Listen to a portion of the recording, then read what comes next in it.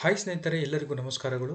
ಸ್ನೇಹಿತರೆ, ಇವತ್ತಿನ ಈ ವಿಡಿಯೋನಲ್ಲಿ ಕರ್ನಾಟಕ ರಾಜ್ಯದ ಪ್ರಥಮ ದರ್ಜೆ ಕಾಲೇಜುಗಳಲ್ಲಿ ಖಾಲಿ ಇರುವಂತಹ ಸುಮಾರು 1242 ಹುದ್ದೆಗಳಿಗೆ ಸಂಬಂಧಪಟ್ಟಂತೆ ಕರ್ನಾಟಕ ಸರ್ಕಾರವು ಈಗಾಗಲೇ ಈ ಒಂದು ಹುದ್ದೆಗಳಿಗೆ ಸ್ಪರ್ಧಾತ್ಮಕ ಪರೀಕ್ಷೆಗಳ ಮೂಲಕವೇ ತುಂಬಿಕೊಳ್ಳುವುದಕ್ಕೆ ಸಂಬಂಧಪಟ್ಟಂತೆ ಒಂದು ನಿಯಮಾವಳಿಗಳನ್ನು ಕರ್ನಾಟಕ ಗೆಜೆಟ್ನಲ್ಲಿ ಪ್ರಕಟಿಸಿರುವಂಥದ್ದು.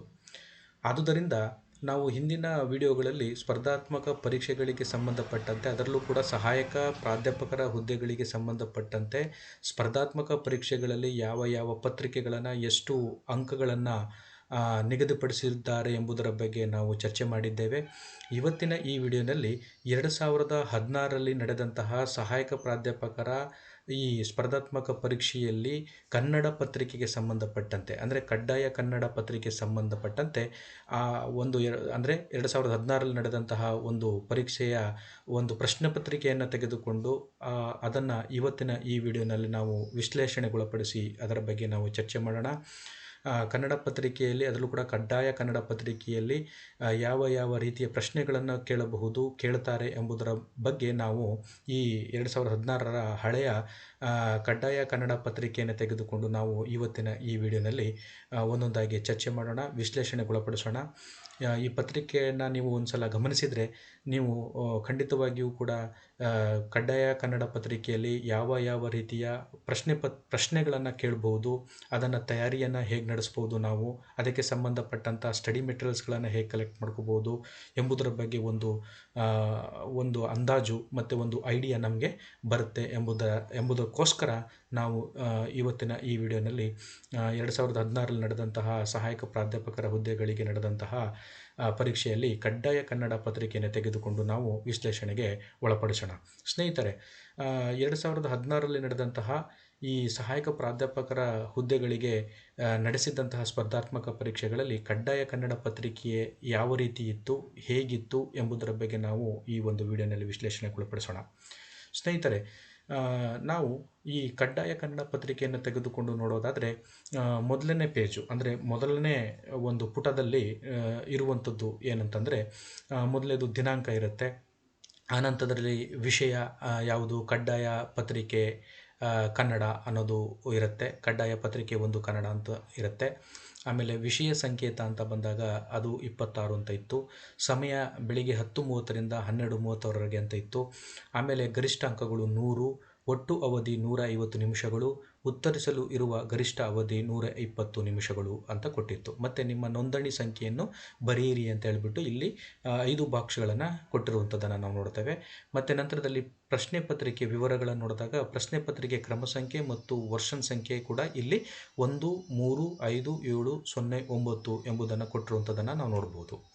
ಆಮೇಲೆ ನೀವು ಏನು ಮಾಡಬೇಕು, ನೀವು ಏನು ಮಾಡಬಾರ್ದು ಎಂಬುದರ ಬಗ್ಗೆನೂ ಕೂಡ ಈ ಒಂದು ಮುಖಪುಟದಲ್ಲಿ ನಿಮಗೆ ಇನ್ಸ್ಟ್ರಕ್ಷನ್ ನೀಡಿರುವಂಥದ್ದನ್ನು ನಾವು ನೋಡ್ಬೋದು. ಏನು ಮಾಡಬೇಕು ಮತ್ತು ಏನು ಮಾಡಬಾರ್ದು ಎಂಬುದನ್ನು ಕೂಡ ವಿವರವಾಗಿ ಇದರಲ್ಲಿ ನೀಡಲಾಗಿರುವಂಥದ್ದು. ಆಮೇಲೆ ಅಭ್ಯರ್ಥಿಗಳಿಗೆ ಮುಖ್ಯ ಸೂಚನೆಗಳನ್ನು ಕೂಡ ಇದರಲ್ಲಿ ನೀಡಲಾಗಿರುತ್ತೆ.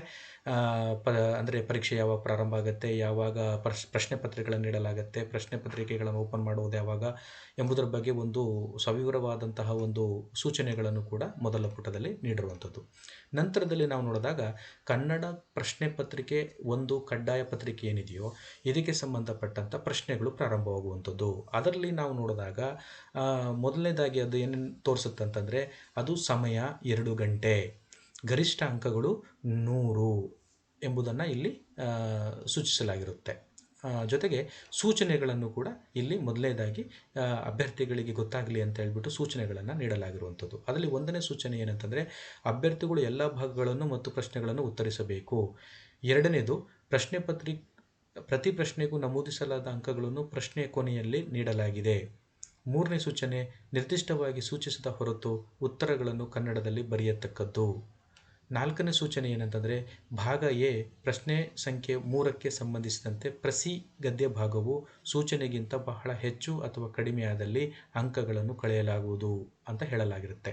ಪ್ರಸಿ ಅಂತಂದರೆ ನಿಮಗೆ ಒಂದು ಸೆಪರೇಟ್ ಹಾಳೆಯನ್ನೇ ಕೊಡ್ತಾರೆ. ಅಂದರೆ ಇದು ಹೆಚ್ಚಿಗೆನೂ ಆಗಬಾರ್ದು, ಕಡಿಮೆನೂ ಆಗಬಾರ್ದು. ಅಂದರೆ ನಿಮ್ಮಲ್ಲಿ ನೀಡಿರುವಂಥ ಪ್ರಶ್ನೆ ಏನಿರುತ್ತೋ ಅದನ್ನು ಓದಿಕೊಂಡು ಅದ ನಂತರದಲ್ಲಿ ನೀವು ಒಂದು ಏನು ನಿಮ್ಮದೇ ಆದಂಥ ಒಂದು ವಾಕ್ಯದಲ್ಲಿ ಅದನ್ನು ಇಳಿಸ್ಬೇಕಾಗತ್ತೆ. ಅಂದರೆ ಮೂರನೇ ಒಂದು ಭಾಗದಷ್ಟು ನೀವು ಅದನ್ನು ಇಳಿಸ್ಕೊಂಡು ನೀವು ಬರೀಬೇಕಾಗತ್ತೆ. ಮತ್ತು ಇದು ಬುಕ್ಲೆಟ್ಟಲ್ಲಿ ಏನಿರುತ್ತೋ ಅದರಲ್ಲಿ ಬರೆಯೋಂಗಿಲ್ಲ. ಮತ್ತು ಸೆಪ್ರೇಟ್ ಹಾಳೆಯಲ್ಲಿ ಅದನ್ನು ಅದಕ್ಕೆ ಪ್ರೆಸ್ಸಿಗೋಸ್ಕರನೇ ಸೆಪ್ರೇಟ್ ಹಾಳೆಯನ್ನು ಕೊಡಲಾಗಿರುತ್ತೆ.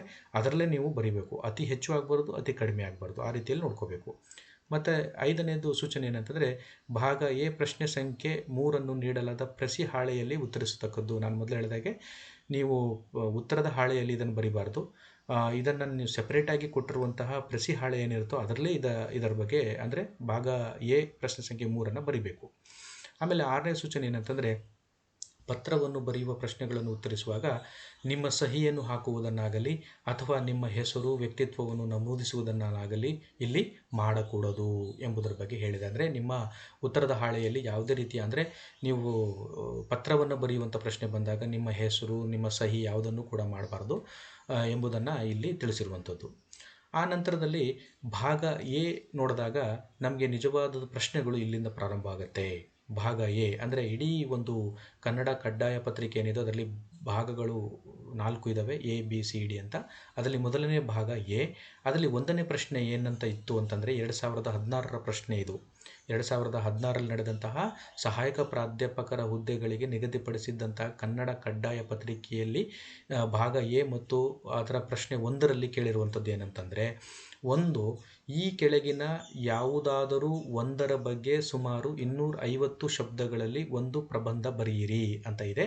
ಇದಕ್ಕೆ 20 ಅಂಕಗಳಿದೆ. ಅಂದರೆ ಇದು ಪ್ರಬಂಧ, ಎಸ್ಸೆ ರೈಟಿಂಗು. ಅದರಲ್ಲಿ 4 ಪ್ರಶ್ನೆಗಳನ್ನು ಕೇಳಲಾಗಿರುತ್ತೆ. ಅತಿವೃಷ್ಟಿ ಉದಾಹರಣೆಗೆ 16ರಲ್ಲಿ ಕೇಳಿದಂಥ ಪ್ರಶ್ನೆಗಳಲ್ಲಿ 4ನೇದರಲ್ಲಿ 1ನೇದು ಅತಿವೃಷ್ಟಿ ಅನಾವೃಷ್ಟಿ, 2ನೇದು ಮತದಾನ ಕಡ್ಡಾಯಗೊಳಿಸುವ ಅವಶ್ಯಕತೆ, ಮತ್ತು 3ನೇದು ಕ್ರೀಡೆ ಮತ್ತು ಸಾಂಸ್ಕೃತಿಕ ಚಟುವಟಿಕೆಗಳು, 4ನೇದು ಉದ್ಯೋಗಸ್ಥ ಮಹಿಳೆಯರ ಸಮಸ್ಯೆಗಳು. ಈ 4 ಪ್ರಬಂಧಗಳನ್ನು ಇಲ್ಲಿ ಆಪ್ಷನ್ ಕೊಟ್ಟಿದ್ದಾರೆ.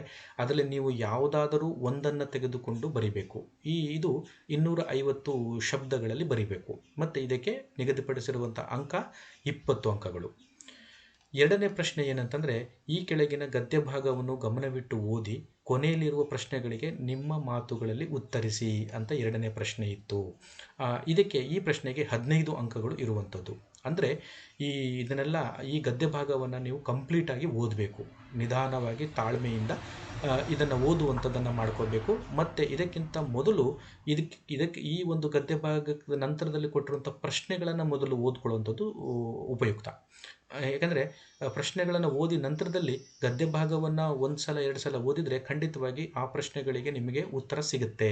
ಅದರಿಂದ ಈ ಗದ್ಯ ಭಾಗವನ್ನು ಗಮನವಿಟ್ಟು ಓದಬೇಕು. ಯಾಕಂದರೆ ಇದನ್ನು ಚೆನ್ನಾಗಿ ಬರೆದರೆ ನಿಮಗೆ 15 ಅಂಕಗಳು ಇದರಲ್ಲೇ ಸಿಗುತ್ತೆ ಅನ್ನೋದು. ಅದರಿಂದ ಈ ಗದ್ಯ ಭಾಗವನ್ನು ಗಮನವಿಟ್ಟು ಓದುವಂಥದ್ದು ಮಾಡಬೇಕು. ಪ್ರಶ್ನೆಗಳನ್ನು 1 2 ಸಲ 3 ಸಲ ಅದನ್ನು ಓದಿ ಆ ಪ್ರಶ್ನೆಗಳಿಗೆ ಸಂಬಂಧಪಟ್ಟಂತೆ ಉತ್ತರಗಳು ಎಲ್ಲಿದೆ ಎಂಬುದನ್ನು ಕೂಡ ನಾವು ನೋಡಬೇಕಾಗತ್ತೆ. ಹಾಗಾದ್ರಿಂದ ಈ 15 ಅಂಕಗಳಿಗೆ ಸಂಬಂಧಪಟ್ಟಂತೆ ಈ ಗದ್ಯ ಭಾಗವನ್ನು ಓದಿದ ನಂತರದಲ್ಲಿ ಇದಕ್ಕೆ ನಿಗದಿಪಡಿಸಿರುವಂಥ ಪ್ರಶ್ನೆಗಳು ಎಷ್ಟು ಅಂತಂದರೆ ಒಟ್ಟು 5 15 ಅಂಕ. ಆದ್ದರಿಂದ ನೀವು ಇದನ್ನು ಸುಲಭವಾಗಿ ತೆಗೆದುಕೊಳ್ಳುವಂತಹ ಒಂದು ಪ್ರಶ್ನೆಗಳು ಕೂಡ ಆಗಿರ್ತವೆ. ಯಾಕಂದರೆ ಅಲ್ಲೇ ಗದ್ಯ ಭಾಗ ಇರುತ್ತೆ, ಅಲ್ಲೇ ಉತ್ತರ ಇರುತ್ತೆ. ಪ್ರಶ್ನೆಗೆ ನೀವು ಆಲೋಚನೆಯನ್ನು ಮಾಡಿ ನೀವು ಉತ್ತರವನ್ನು ಅಲ್ಲೇ ಪಡ್ಕೋಬಹುದು. ಅದರಿಂದ ಇದು ಸುಲಭವಾದಂತಹ ಒಂದು ವಿಧಾನವು ಕೂಡ ಆಗಿರೋದ್ರಿಂದ ನೀವು ಇದನ್ನು ತಾಳ್ಮೆಯಿಂದ ಮತ್ತು ಗಮನವಿಟ್ಟು ಓದಿದೆಯಾದರೆ ನೀವು ಈ ಪ್ರಶ್ನೆಗಳಿಗೆ ಉತ್ತರಗಳನ್ನು ಕಂಡುಕೊಳ್ಬಹುದು.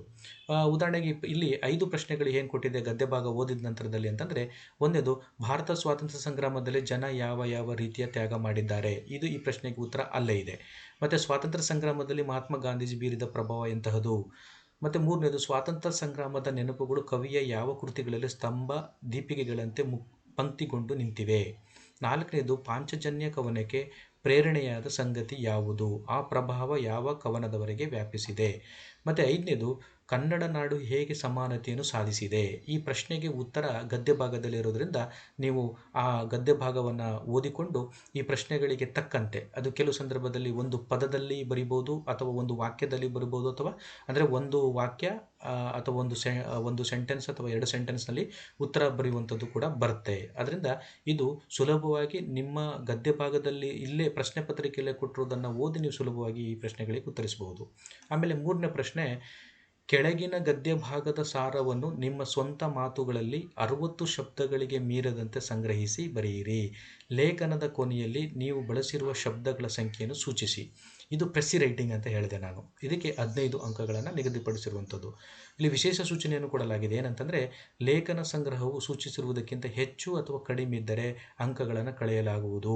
ಅಂದರೆ ಇದು ಪ್ರೆಸಿ ರೈಟಿಂಗ್ ಅಂದರೆ ಇದನ್ನು ಓದಬೇಕು. ನೀವು ಒಂದು ಸಲ ಕಂಪ್ಲೀಟಾಗಿ ಓದಿದ ನಂತರದಲ್ಲಿ ನೀವು ನಿಮಗೆ ಕೊಟ್ಟಿರುವಂಥ ಸೆಪ್ರೇಟ್ ಹಾಳೆಯಲ್ಲಿ ಒಂದು ಪ್ರೆಸಿ ಹಾಳೆ ಕೊಡ್ತಾರೆ. ಆ ಪ್ರೆಸಿ ಹಾಳೆಯಲ್ಲೇ ನೀವು ಒಂದು ಕನ್ಸಾಲಿಡೇಟ್ ಮಾಡಿ ಒಂದು ಶಾರ್ಟನ್ ಮಾಡಿ ನೀವು ಪ್ರೆಸಿ ಹಾಳೆಯಲ್ಲೇ ಬರೀಬೇಕು. ಅಂದರೆ ಇದು 60 ಶಬ್ದಗಳಿಗೆ ಮೀರದಂತೆ ಸಂಗ್ರಹಿಸಿ ಬರೀಬೇಕು ಅಂತ. ಇಲ್ಲಿ ಸುಮಾರು 300, 400, 500 ಪದಗಳು ಕೊಟ್ಟಿರ್ಬೋದು. ಆದರೆ ನಿಮ್ಗೆ ಅಲ್ಲಿ ಎಷ್ಟು ಪದಗಳಿಗೆ ಮೀರದಂತೆ ಅಂತ ಹೇಳ್ತಾರೋ ಅಷ್ಟು ಪದಗಳಿಗೆ ಮೀರದಂತೆ ನೀವು ಅದನ್ನು ಬರೀಬೇಕು. ಅತಿ ಹೆಚ್ಚು ಆಗಬಾರ್ದು, ಅತಿ ಕಡಿಮೆ ಆಗಬಾರ್ದು. ಅದರಿಂದ ನಿಮಗೆ ಕೊಟ್ಟಿರುವಂತಹ ಪ್ರೆಸಿ ಹಾಳೆಯಲ್ಲೇ ಅದನ್ನು ಬರೆಯುವಂಥದ್ದನ್ನು ಮಾಡಬೇಕು. ಅತಿ ಹೆಚ್ಚು ಆದರೂ ಕೂಡ ಅತಿ ಕಡಿಮೆ ಆದರೂ ಕೂಡ ನೀವು ಬರೆದಿರೋದ್ರಲ್ಲಿ ಅಂಕಗಳನ್ನು ಕಳೆಯಲಾಗತ್ತೆ ಎಂಬ ವಿಚಾರವನ್ನು ತಿಳ್ಕೋಬೇಕು. ಆದ್ದರಿಂದ ಕೇರ್ಫುಲ್ಲಾಗಿ ಈ ಒಂದು ಗದ್ಯ ಭಾಗವನ್ನು ಓದಿಕೊಂಡು ಸುಮಾರು ಇಲ್ಲಿ 200-300 ಪದಗಳಿದ್ರೂ ಕೂಡ 60 ಪದಗಳಿಗೆ ನೀವು ಇಳಿಸ್ಕೊಳ್ಬೇಕಾಗತ್ತೆ ಎಂಬ ವಿಚಾರವನ್ನು ನೀವು ತಿಳ್ಕೊಬೇಕು ಇಲ್ಲಿ. ಆಮೇಲೆ 4ನೇ ಪ್ರಶ್ನೆ ಏನಿರುತ್ತೆ ಅಂತಂದರೆ, ಕೆಳಗಿನ ಗದ್ಯ ಭಾಗವನ್ನು ಕನ್ನಡಕ್ಕೆ ಭಾಷಾಂತರಿಸಿ. ನೋಡಿ, ಇದು ಇಂಗ್ಲೀಷ್ನಲ್ಲಿ ಕೊಟ್ಟಿರ್ತಾರೆ. ಇಂಗ್ಲೀಷ್ನಲ್ಲಿರೋದನ್ನು ನೀವು ಕನ್ನಡಕ್ಕೆ ಟ್ರಾನ್ಸ್ಲೇಟ್ ಮಾಡಬೇಕು. ಇದಕ್ಕೆ ನಿಗದಿಪಡಿಸಿರುವಂಥ ಅಂಕಗಳು 15. ಇದು ಕೂಡ ನೀವು ಸುಲಭವಾಗಿ ಕಡ್ಡಾಯ ಕನ್ನಡದಲ್ಲಿ ಗಳಿಸುವುದಕ್ಕೆ ಅಂದರೆ ಅಂಕಗಳನ್ನು ಹೆಚ್ಚು ಗಳಿಸುವುದಕ್ಕೆ ಇದು ಸುಲಭವೂ ಕೂಡ ಒಂದು. ಸುಲಭವಾದಂಥ ವಿಧಾನಗಳಲ್ಲಿ ಇದು ಕೂಡ ಒಂದು. ಅಂದರೆ ಇಂಗ್ಲೀಷ್ನಿಂದ ಕನ್ನಡಕ್ಕೆ ಟ್ರಾನ್ಸ್ಲೇಟ್ ಮಾಡುವಂಥದ್ದು. ಇದು 15 ಅಂಕಗಳು ಇದಕ್ಕೆ ನಿಗದಿಪಡಿಸಿರುವಂಥದ್ದು. ಅದರಿಂದ ಕೆಳಗಿನ ಗದ್ಯ ಭಾಗವನ್ನು ಕನ್ನಡಕ್ಕೆ ಭಾಷಾಂತರಿಸಿ ಅಂತಂದರೆ ಇಂಗ್ಲೀಷ್ನಲ್ಲಿ ಕೊಟ್ಟಿರ್ತಾರೆ, ನೀವು ಕನ್ನಡಕ್ಕೆ ಟ್ರಾನ್ಸ್ಲೇಟ್ ಮಾಡಬೇಕು. ಉದಾಹರಣೆಗೆ ಇಲ್ಲಿ ಕೊಟ್ಟಿದ್ದಾರೆ ನೋಡಿ, 2016ರಲ್ಲಿ ಕೊಟ್ಟಿದ್ದಂಥ ಪ್ರಶ್ನೆ ಪತ್ರಿಕೆಯಲ್ಲಿದ್ದಂಥ ಒಂದು ಗದ್ಯ ಭಾಗ ಏನಂತಂದರೆ, drinks and drug addiction corrupts man morally, mentally and physically. As far as India is concerned, alcoholism has become a cult among young men and women. Pubs and bars are increasing in number in big cities, which attracts youth. Villages are not an exception. Every small village will have at least one arrack shop. Drinking and drug addiction are the greatest enemies of peace of the entire society. Drinking may be a social custom in a Western country due to various factors that includes climate. India has a very hot climate, and so people do not drink to prevent the body against chilliness. The situation is opposite. ನೋಡಿ, ಈ ಒಂದು ಪ್ರಶ್ನೆಗಳನ್ನು ಅಂದರೆ ಈ ಗದ್ಯ ಭಾಗವನ್ನು ನೀವು 1-2 ಬಾರಿ ಓದಿಕೊಂಡು ನಂತರದಲ್ಲಿ ಕನ್ನಡಕ್ಕೆ ಭಾಷಾಂತರಿಸಬೇಕು. ಈ ಒಂದು ಪ್ರಶ್ನೆಯನ್ನು ಬಿಡಿಸುವಂಥ ಒಂದು ಕಾರ್ಯವನ್ನು ಮುಂದಿನ ಒಂದು ವಿಡಿಯೋನಲ್ಲಿ ನಾವು ಮಾಡೋಣ. ಆದರೆ ಇವತ್ತಿನ ಈ ವಿಡಿಯೋನಲ್ಲಿ ಕೇವಲ 2014ರಲ್ಲಿ ಕಡ್ಡಾಯ ಕನ್ನಡ ಪತ್ರಿಕೆ ಯಾವ ರೀತಿ ಇತ್ತು ಎಂಬುದರ ಬಗ್ಗೆ ನಿಮ್ಮನ್ನು ತಿಳಿಸುವುದಕ್ಕೋಸ್ಕರ ನಾನು ಈ ವಿಡಿಯೋ ಮಾಡ್ತಾ ಇದ್ದೀನಿ. ನಂತರದಲ್ಲಿ ಭಾಗ ಬಿ ಬರುತ್ತೆ. ಭಾಗ ಬಿನಲ್ಲಿ 5ನೇ ಪ್ರಶ್ನೆ ಏನಿರುತ್ತೆ ಅಂತಂದರೆ, ಕೆಳಗಿನವುಗಳಲ್ಲಿ ಒಂದನ್ನು ಕುರಿತು 60 ಪದಗಳಿಗೆ ಮೀರದಂತೆ ಪತ್ರಿಕಾ ಸಂಪಾದಕರಿಗೆ ಒಂದು ಪತ್ರ ಬರೆಯಿರಿ ಅಂತ ಇರುತ್ತೆ. ಇದು ಆಪ್ಷನ್ 3 ಇರುತ್ತೆ, ABC. ಆಪ್ಷನ್ 3ರಲ್ಲಿ ನೀವು ಯಾವುದಾದ್ರೂ ಒಂದನ್ನು ತೆಗೆದುಕೊಂಡು ಬರೀಬೇಕು. ಈ ಒಂದು ಪ್ರಶ್ನೆಗೆ 6 ಅಂಕಗಳನ್ನು ನಿಗದಿಪಡಿಸಿರುವಂಥದ್ದು. ಉದಾಹರಣೆಗೆ ಎನಲ್ಲಿ ಮುಷ್ಕರದಿಂದುಂಟಾಗುವ ತೊಂದರೆಗಳು, ಬಿ ವ್ಯಾಪಕವಾಗುತ್ತಿರುವ ಭೂ ಕಬಳಿಕೆ, ಸಿ ಕಡಿಮೆಯಾಗುತ್ತಿರುವ ಸ್ಥಳೀಯರ ಉದ್ಯೋಗಾವಕಾಶಗಳು. ಈ 3 ಪ್ರಶ್ನೆಗಳಿಗೆ ನೀವು ಯಾವುದಾದ್ರು ಒಂದು ತೆಗೆದುಕೊಂಡು ಪತ್ರಿಕಾ ಸಂಪಾದಕರಿಗೆ ಒಂದು ಪತ್ರವನ್ನು ಬರೀಬೇಕು. ಇದಕ್ಕೆ ನಿಗದಿಪಡಿಸಿರುವಂಥ ಅಂಕ 6.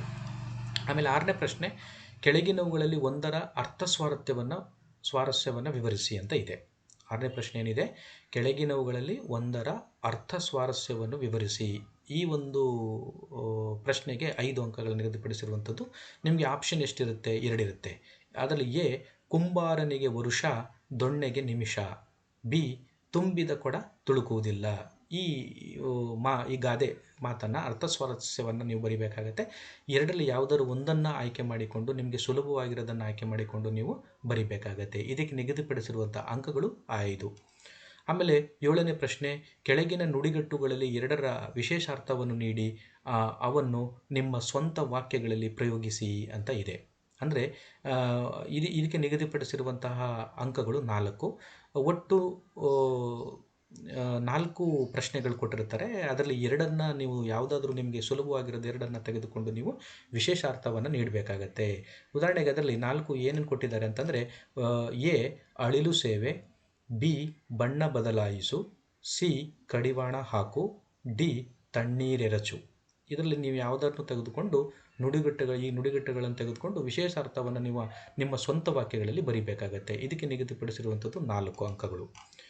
ಆಮೇಲೆ ಭಾಗ ಸಿ ನೋಡೋದಾದರೆ, ಭಾಗ ಸಿನಲ್ಲಿ 8ನೇ ಪ್ರಶ್ನೆ ಏನಂತಂದರೆ, ಕೆಳಗಿನವುಗಳಲ್ಲಿ 5ಕ್ಕೆ ತತ್ಸಮ ರೂಪಗಳನ್ನು ಕೊಡಿ ಅಂತ ಇದೆ. ತತ್ಸಮ ತದ್ಭವ ಅಂತ ಕೇಳಿದ್ದೀವಲ್ಲ, ಅದರಲ್ಲಿ ತತ್ಸಮ ಮಾತ್ರ ಕೇಳಿದ್ದಾರೆ. ಇದರಲ್ಲಿ ನೀವು 5ಕ್ಕೆ ಬರೀಬೇಕು. ಅಂದರೆ ಇಲ್ಲಿ ಒಟ್ಟು 10 ಕೊಟ್ಟಿರ್ತಾರೆ, 10 ಆಪ್ಷನ್ಸ್ ಇದೆ. ಅದರಲ್ಲಿ 5ನ್ನು ತೆಗೆದುಕೊಂಡ್ರೆ ಪ್ರತಿಯೊಂದಕ್ಕೂ ಒಂದೊಂದು ಅಂಕಗಳನ್ನು ಕೊಟ್ಟಿದ್ದಾರೆ. 8ನೇ ಪ್ರಶ್ನೆಗೆ ಒಟ್ಟು ನಿಗದಿಪಡಿಸಿರುವಂಥ ಅಂಕಗಳು 5, ಅದು ತತ್ಸಮ ರೂಪವನ್ನು ಕೊಡುವುದಕ್ಕೆ.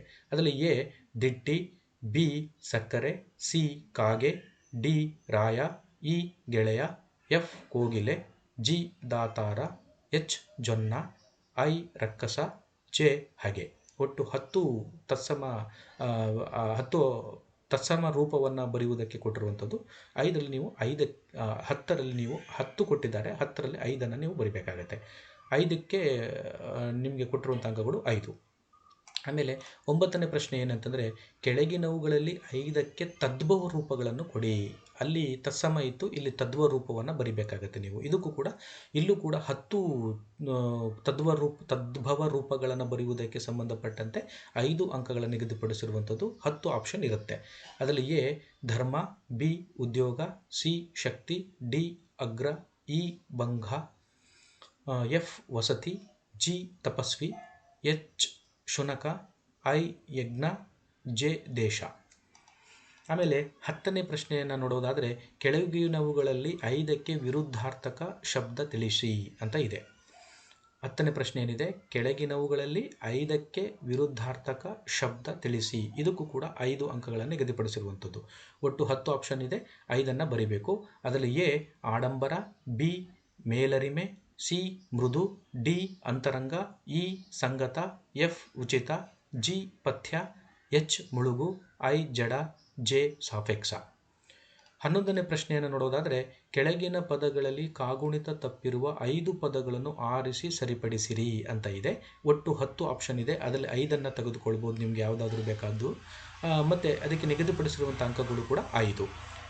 ಅದರಲ್ಲಿ ಎ ಜಾತ್ಯತೀತ, ಬಿ ಅಮೂಲಾಗ್ರ, ಸಿ ಕೋಟ್ಯಾಂತರ, ಡಿ ಕೂಲಂಕುಷ, ಇ ಬೋಧನೆ, ಎಫ್ ತುಲಭಾರ, ಜಿ ಅಪರಾಹ್ನ, ಎಚ್ ಮಾಂಸಾಹಾರಿ, ಐ ಪ್ರಬಂಧ, ಐ ಜೆ ಬಾಂಧವ್ಯ. ಇಲ್ಲಿ ತಪ್ಪು ಇರುತ್ತೆ, ಕಾಗುಣಿತದಲ್ಲಿ ತಪ್ಪು ಇರುತ್ತೆ. ನೀವು ಅದನ್ನು ಸರಿಪಡಿಸುವಂಥದ್ದನ್ನು ಮಾಡಬೇಕು. ಈ ಒಂದು ಪ್ರಶ್ನೆ ಪತ್ರಿಕೆಯನ್ನು ಬಿಡಿಸುವಂಥದ್ದು ನೆಕ್ಸ್ಟು ವಿಡಿಯೋನಲ್ಲಿ ನಾವು ಮಾಡೋಣ. ನಂತರದಲ್ಲಿ ನಾನು ಈ ಮೊದಲೇ ಹೇಳಿದಾಗೆ ಇಷ್ಟು ಏನು ಸಹಾಯಕ ಪ್ರಾಧ್ಯಾಪಕರ ಹುದ್ದೆಗಳಿಗೆ ನಿಗದಿಪಡಿಸಿರುವಂಥ ಕಡ್ಡಾಯ ಕನ್ನಡ ಪತ್ರಿಕೆಯಲ್ಲಿ ನಿಮಗೆ ನಿಗದಿಪಡಿಸಿರುವಂಥ ಅಂಕಗಳು 100. ಇದು ಕಡ್ಡಾಯ ಕನ್ನಡ ಪತ್ರಿಕೆ. ಇದರಲ್ಲಿ ನೀವು ಕನಿಷ್ಠ ಅಂದರೂ ಕೂಡ 35, ಅಗ್ರಿಗೇಟ್ 40 ತೆಗೆದುಕೊಳ್ಬೇಕಾಗತ್ತೆ. ಆದ್ದರಿಂದ ಬಹಳ ಸುಲಭವಾಗಿ ಕನ್ನಡ ಪತ್ರಿಕೆಯಲ್ಲಿ ಅಂಕಗಳನ್ನು ಗಳಿಸ್ಕೋಬಹುದು.